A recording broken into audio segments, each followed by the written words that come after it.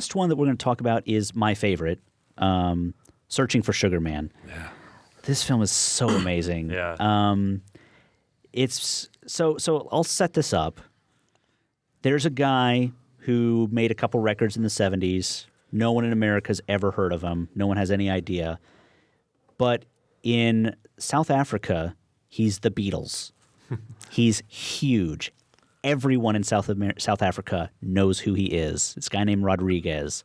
And it's his story. It's all about him. And the people in South Africa are like, they're so crazy about this guy. He's released 2 albums, and they're like making up all sorts of crazy stories about what happened to him. You know, it's like, oh no, it was a drug overdose. He died of a drug overdose. No.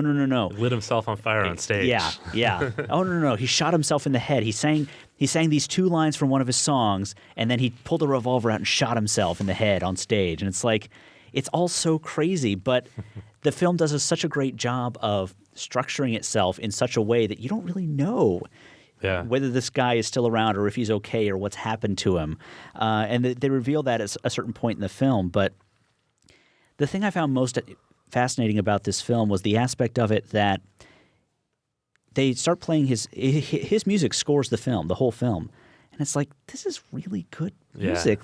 His albums are excellent. It's really good stuff. And it's like, I guess it's just a lesson about timing and how difficult the music industry actually is, because you listen to his stuff and it's sort of like he's got like a Bob Dylan folksy thing happening, maybe some other stuff, some other artists mixed in there, but it's just really good music. Yeah, I thought it was one of those kind of beautiful mythic stories, Mm-hmm. like just the story that there's this unknown guy that got rediscovered, and that's a nice story. We all like that. It was so expertly told. Yeah, and that's what I really appreciated about this. And usually in this category, it's the social issue category. So whatever movie does the best of bringing a social issue to the forefront, quite often wins in this category. So that's why I could see The Invisible War probably as the front runner in my book. But I love this movie.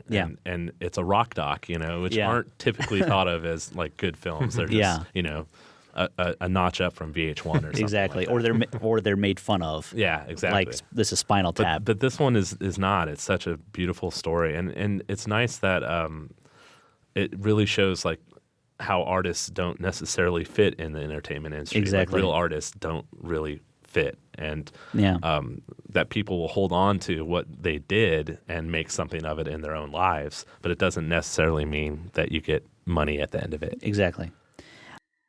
A Place for Film is recorded at WFIU Studios in Bloomington, Indiana.